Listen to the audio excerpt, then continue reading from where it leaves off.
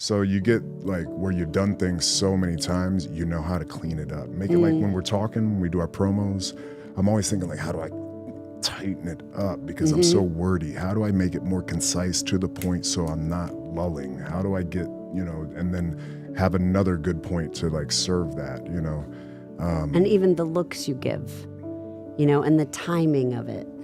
Yeah. Like and the time in between of a silent pause and how you can actually just bring the crowd in and it's just a look. Like how much do you think about that in advance, or is that just a feel when you're out there?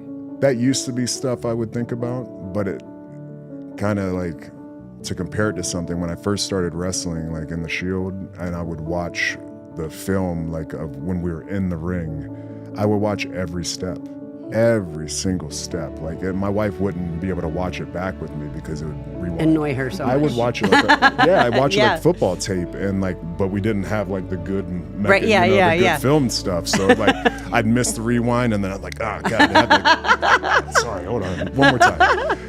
But I would just keep watching that. There's no scrolling. I'd be like, why is that? Take that step. Why did I do that with my arm? I was so like precise and meticulous on all these little things that I saw. And I would do the same thing with like my facial expressions. And your dad used to be like, God, don't do that so much. Like your face can be too expressive sometimes, and it can be. And sometimes I have to reel it in and make it a little less. But that just became a system to where we don't think about it now. Now I've been in enough, environments. I've been in enough, segments to where I've probably done that type of look before, and if I haven't, I'm excited about giving a new look. You know what I mean? Like, Blue this Steel. is yeah, exactly. Was that what it was? You saw it here. Brock music. Cut that. Cut it. That's the clip. But I saw the purse loop. That's when Brock's music goes off. That's the face right there. The Zoolander look. But yeah, those just become instincts, and they become experiences that become instincts, and I just try to rely on those. I try to trust them. Isn't that the whole point of doing all the preparation, right? It's doing the reps over and over and over again, so it becomes second nature. So when you're in the moment, you don't have to think, you just react. You can say fuck it and go for it. Yeah. That's I mean, at the end of the day, that's what it is. Like, do it, rep it out. Don't let your brain get too far in front of you, and then at the end of the day, it's time to jump. Let's go. What happens, and it's in God's hands now, and we always hope for the best. Say your prayer, and then get in there and do it. And how important is saying your prayer? How important is faith in your life?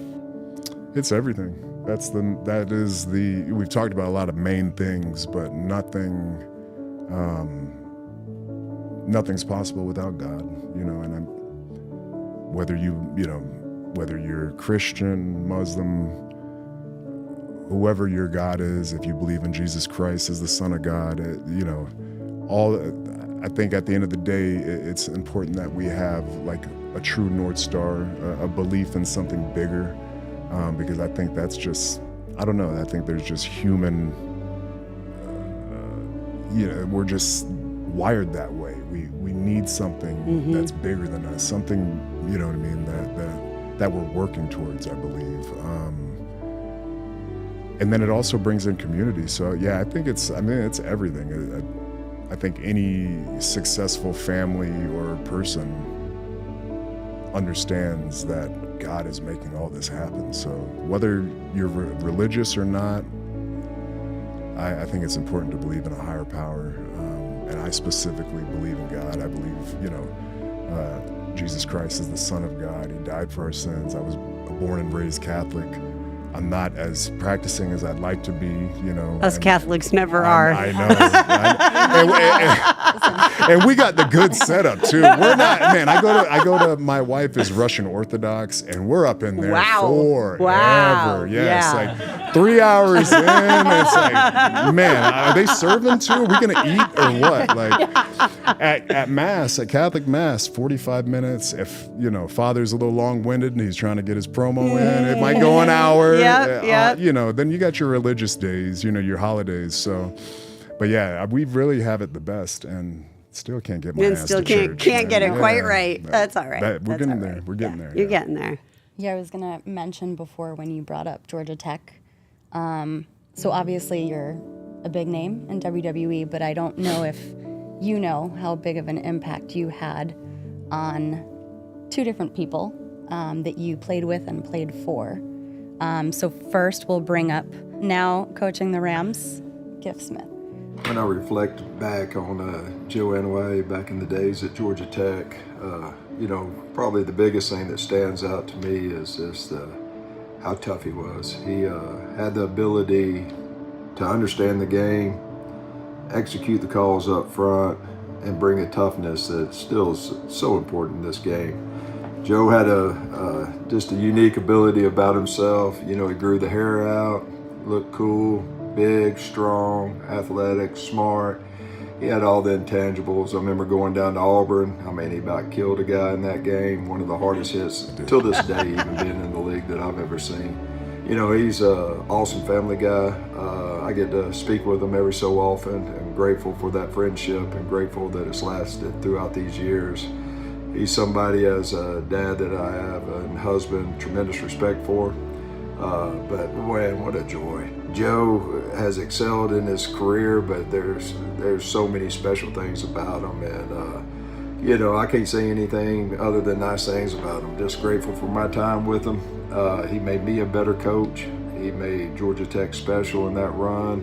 And, he's a legend. And I wish him nothing but the best. And like I said at the start, I'm just grateful that I got to be a part of his life. He made a huge impact on my life. And he was a dog now. There's no two ways to say it. That man was a dog, not just in the ring of wrestling, but on the gridiron. He was the real deal. Yeah, that was my defensive line coach, Coach Giff Smith. He came to Georgia Tech my sophomore year. And my freshman coach wasn't a bad guy. We just weren't gelling. I was a freshman, and I probably deserved. He was all over my ass all the time. And then when Giff came in, probably because he saw something in you. 100%. Yeah. And I ended up being even closer to. This was Coach Spencer actually, down the road. So it was nice to be able to reconnect with him. But man, having Coach Giff come in was just godsend because he just knew how to communicate with me, and that was just one of his. And you would have never known it, but he was a great defensive lineman for, I believe, Georgia State at the time back in his day. Just someone who understood it, and to hear those things from him, they were coached into me from him. That was something as a defensive lineman down in the trenches. It's a little bit different than it is today. It's still a violent sport, but it's much safer. We use the word aggressive. No, we don't. We No, say in violent. WWE, we don't say That's violent. old WWE. It's Yeah. aggressive. God, can't say violent. He told me that before. I know, Yeah. they're No, we don't do beating that into no my more. head, It's yes. violent as hell. My character wasn't kidnapped. I was abducted.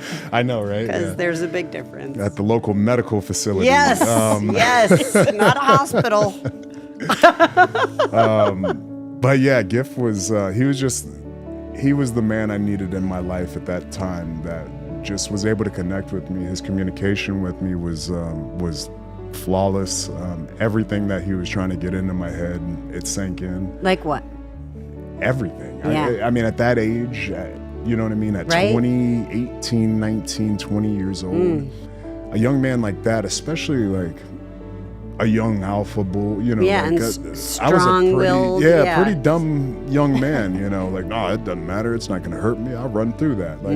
Just very, too much testosterone going on. But everything a young man needs to hear, it seemed like Giff always had a cool way of doing it to where it wasn't he's lecturing me. Right. And he wasn't ever like that. And Was he a storyteller? Oh yeah, absolutely. For sure. And I think that goes back to any great communicator, any good coach, any good public speaker. They're always able to do analogies or pull their own, personal story and connect those dots for you. But yeah, Giff was, Coach Giff Smith was, and still to this day, I still speak with him. I need to hit him up now. I'm actually going to do it today. You definitely need to. But yeah, he's still coaching. He's still a great coach. Well, and he's at the Rams now. He's with the Rams. He's been with the Rams for a while. I think he was with, they're